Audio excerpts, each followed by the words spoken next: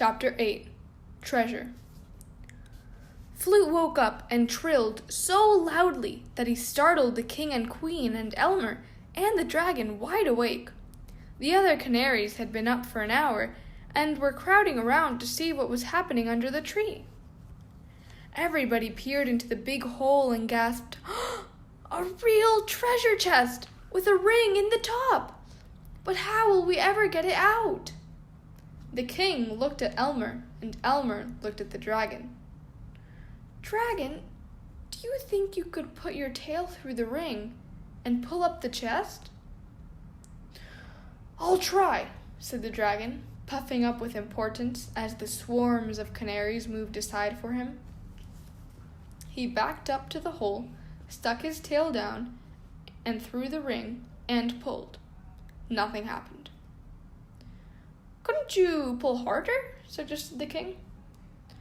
"That's exactly what I was going to try. Just let me catch my breath," said the dragon, somewhat crossly. "After all, I'm not used to lifting heavy chests with my tail." He took a deep, deep breath and pulled very, very hard, and suddenly the chest moved. He grunted and strained and struggled and panted and slowly, slowly hoisted the chest up out of the hole. "Far enough," yelled Elmer. "Now walk forward and set it down." Crash! The chest fell down on the pine needles, and the dragon staggered off to sit down, while the canaries shouted, "Bravo!" "Quiet, quiet!" yelled King Can the 11th. "I am now about to tell you the last part of the secret. The key to this chest." "The key to this chest?" "Well, anyway, this is the last part of the secret. My illustrious ancestor, King Can the First, stole the key from the settlers, and the key to this chest is in my nest. Go get it, Flute." "No, never mind. I'll go get it myself." The king flew up to his nest and down again with the big brass key in his beak. Elmer pried out the dirt in the keyhole with his jackknife and put in the key. Click! The lock turned. Elmer threw back the lid and picked up a note lying on top of a piece of heavy canvas. "Can you read what it says?" asked the king. "Yes," said Elmer, feeling sick with excitement as he read the note aloud. "This chest was left here by Oliver Hinkle for the purpose of helping him and his friends to settle on this island when he returns. In the event that he does not return to find the chest himself, the chest becomes the property of whoever discovers it. The following is a list of the items herein buried: 12 pewter plates, 6 pewter cups, 12 table settings, sterling silver, 1 iron skillet, 2 iron pots with lids, and 1 coffee mill." "Rubbish!" interrupted the king. "Isn't there anything but cooking utensils?" "Let me finish the list," said Elmer. He continued reading. "Can each of salt and sugar, 1 axe, 2 tinder box, 5 bags of seeds, including squash, corn, cabbage, wheat, and millet, 1 gold watch and chain belonging to my wife, Sarah, 1 sterling silver harmonica, 6 bags of gold pieces." "Gold! I knew it! Just think of it, Queen! 6 bags of gold!" trilled the king. "What will you do with them, King dear?" asked the queen. "I won't do anything with them. I'll just have them and be rich." "Shall I unpack now?" asked Elmer, who was anxious to see the sterling silver harmonica. "By all means," ordered King Can the 11th, strutting back and forth in front of the twittering canaries. Elmer unpacked everything, and at last came to the sterling silver harmonica. He blew on it gently, and the sound was so sweet that all the canaries stopped chattering and listened. The king listened too, with tears in his eyes. When Elmer had finished playing, "The Bear Went Over the Mountain," the king flew up to a branch of the pine and said solemnly, "Elmer, on behalf of the queen and myself, and all the other Feather Islanders, I want to thank you and your dragon friends for digging up this treasure and thereby ridding us of the plague of curiosity.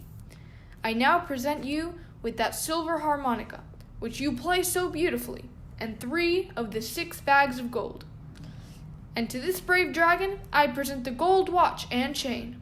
Elmer, fasten it around his neck." Elmer hooked the chain around the dragon's neck, arranging the watch at his throat. "How's that?" asked Elmer. "I can't see it, but it feels just fine," said the proud baby dragon. The birds all clapped their wings, and then the dragon, who really didn't care for speeches, remarked, "Looking at those pots and plates makes me hungry. Let's celebrate and eat something." "Goodness," said the queen, "I don't believe we've ever had a celebration before. What shall we eat?" "Tangerines," said Elmer. "I bet you've never tasted one." Elmer peeled 12 of the 31 tangerines he had left in his knapsack and put one on each of the 12 pewter plates. Then he hurried off to pick a good mess of skunk cabbages and ostrich ferns for the dragon. When he came back, everyone crowded around to feast. Elmer sat beside the dragon and ate 9 tangerines all by himself. Then he played Turkey in the Straw on the sterling silver harmonica while the king did a jig on a pewter plate.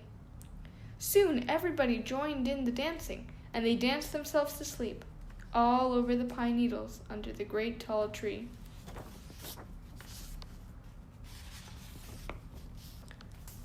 Chapter 9. Farewell. "I think I ought to be getting home," said Elmer the next morning, as he ate the last 10 tangerines. "How do you feel, dragon?" "Fine! Why, I could fly to the moon and back." "Good," said Elmer, "because I think today is my father's birthday." He looked at the plates and the pots and the cups and the silverware and the bags of seeds spread all over the pine needles and asked, "King, what shall we do with your part of the treasure?" "Dear, dear," said the king. "Well, we can plant the seeds, but I guess we ought to put the rest back in the chest. But my gold! I must have my gold." "I insist upon at least 1 silver spoon," cheeped the queen.